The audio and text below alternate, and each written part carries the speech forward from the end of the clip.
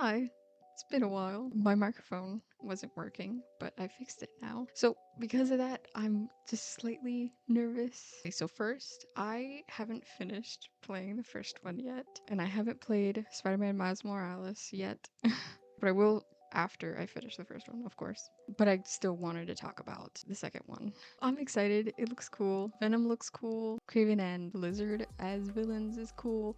Can't wait to see that. The lizard, I can't wait to see how he looks. I know that like he was in the like gameplay reveal or whatever, but I can't wait to fully see him, I guess, you know? Honestly, I'm gonna be a little sad with how angry Peter's gonna be all the time. I'm gonna miss his lighthearted banter and quips and stuff. And I know it's not gonna be like that the whole time, but surely it's gonna be like a big chunk of it, you know? And like, this is not a bad thing. This is not like a critique or anything. Like, I mean, he's supposed to be like angry and angsty or whatever.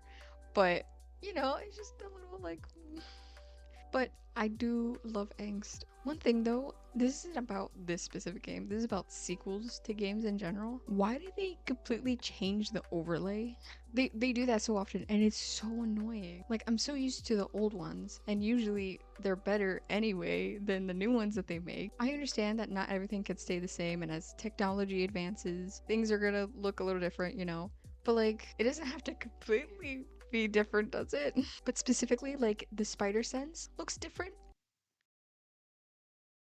Like it looks perfect in the first one and it's different. So obviously I'm just going based off of the short gameplay video, but is it gonna look like that the whole time? But that's not what this video is about. So first thing, I love Spider-Man. I love him so much. You don't understand. I love him so much. He's my favorite comic character. My favorite character out of any piece of media ever. So when the first game released, I was so excited. I was so happy that there was a Spider-Man game. I know there's old ones, but like they're old. I was so happy and excited. But I don't have a PlayStation. So when it came out, I was devastated that I couldn't play it until 5 years later when it released on PC.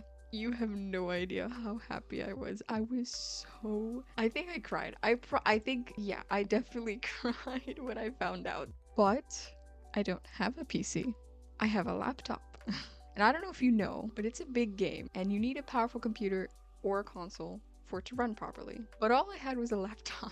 And I did think about that. I was thinking like it could work.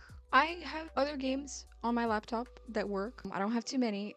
I figured maybe it would work. And regardless, I didn't care. I wanted to play it, so I was gonna play it. So I bought it the day it released. It was like August 18th or something last year. The download took forever, as you can imagine. I opened it, then I got this message. I was concerned for a moment, but honestly, I just ignored it. I was like, I don't care. You know, I don't care. So I went through like the intro and stuff without a problem. But then when I got to the menu screen, I noticed it lagged a little bit. And I figured like that's probably what the problem is going to be like during the whole thing. And I was fine with that because I played so many games on my laptop with lag. I was so used to it at this point. I was like, I'll take what I can get. Press play, it started, and there was some lag, but it wasn't too bad. Then, in the background, ever so slightly, I saw some glitching, splotches of color appearing and disappearing, flickering in and out. Then I realized, oh no, this is much worse than lag. I don't have footage of what it looked like when I started playing, but here's what it looked like most of the time. I thought I was doomed. I thought this was gonna end up being a lost cause. I almost gave up halfway through the first mission, but I was so determined. You don't understand. I was determined. I was like, I'm going to play it anyway. I waited 5 years. I honestly didn't want to wait anymore. And the more I played, the more used to it I got, and I found my way around it somehow. Though there was these few rare moments where it was clear. It would only happen for like a few seconds though. There was no lag. You didn't really see any glitching. I love those moments so much until a giant purple triangle decided to intrude. And then the glitches were just ongoing. It definitely added a new challenge to the game, but it was more annoying than anything. But like, I got used to it. I found a way to love and appreciate the game anyway.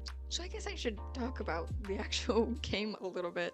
Peter's characterization is charming and he's fun and funny and stuff, and They wrote him well. And the villains are good, and the combat system is fun. Traveling around the city is fun. And the way that the webs work is just so satisfying. It's so incredibly satisfying swinging around, even with the glitches that I get. But like I said, like a few moments, it would clear up and there wouldn't be any glitches. It felt like just an ounce of freedom. Even with the glitching, I could almost feel like I was Spider-Man. And it's probably one of the best experiences I've had with a video game.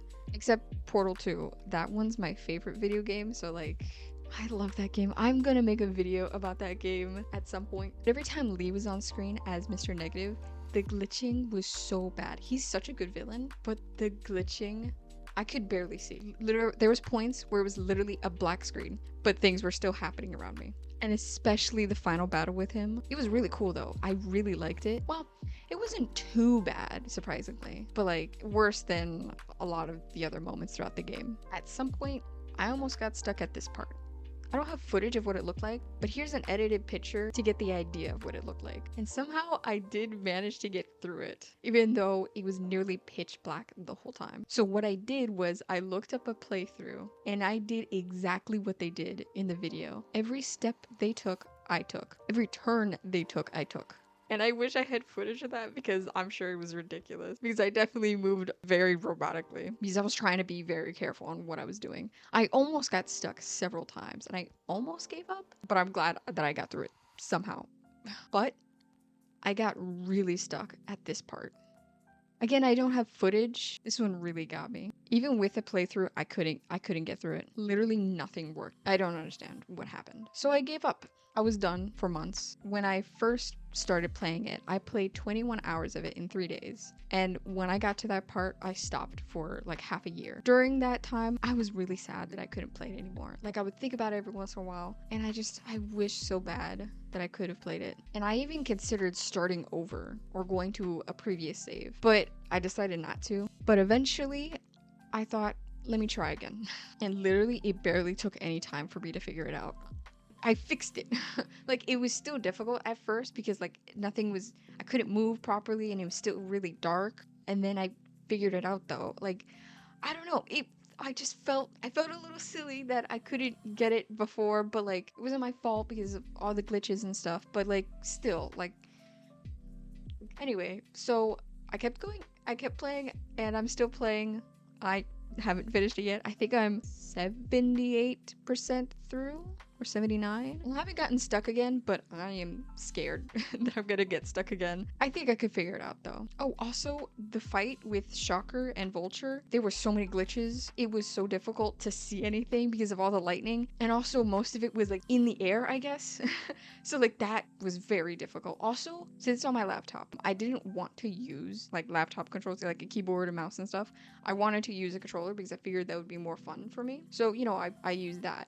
But for this fight, and this fight only, I used the keyboard and mouse. And it was so difficult because I hadn't done that before, so I didn't know what the controls were. So, like, it was just challenge upon challenge. I was just making it more difficult for myself with all the glitches and the lightning, and it was in the air, and using new controls. Like, I don't know how I got through it. I think I did have to use a playthrough. I don't remember why, but it was fun though.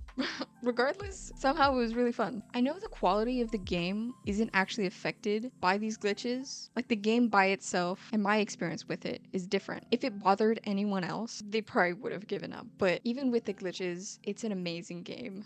And I think that's a testament to how good it is, you know?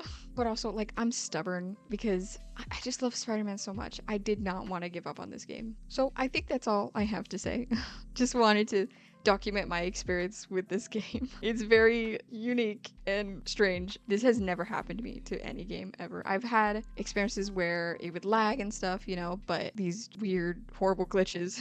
I do want to eventually replay it when I can properly play it either on a PlayStation or on a PC. I don't know, like, if I'm gonna get either of those, but I'm definitely going to replay the game at some point and experience it properly, I guess. But I kind of like my experience with these silly glitches, you know? I don't know, there's just something about it. I mean, I would definitely like if I didn't have them, but I still appreciate that I can be able to play this game, you know? I'm sorry, I still don't know how to end videos properly, so bye. Then I got, wait, then I got Sorry. Then I got this message.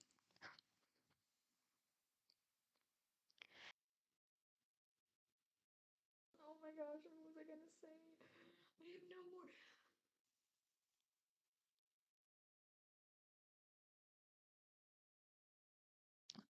I got it.